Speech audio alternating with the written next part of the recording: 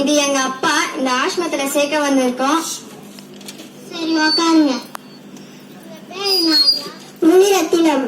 இந்த வயசு 65. சரி உங்க அப்பா இந்த ஆஸ்மத்துல சேர்த்துக்கிறேன். சரிப்பா, வெளியே பெட்டில இருக்க எடுத்துட்டு வந்துடுறேன். ஒரு பேசுறதே பெரிய விஷயம். வாயை திறந்து நான் பார்த்தது. ஹலோ, என்னடி? உங்க அப்பா ஆசிரமத்துல சேர்த்துட்டீங்களா? சேர்த்துட்டேன். எக்காரணத்துக்கு வந்து உங்க அப்பா வீட்டுக்கு வரக்கூடாது. பண்டிகைக்கு என்னைக்காந்து வந்துட போறாரு பாத்து. அதெல்லாம் ஒண்ணும் வரமாட்டாரு.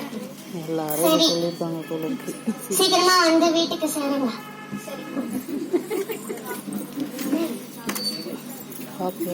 ஐயா, எப்படி இருக்கிறீங்க?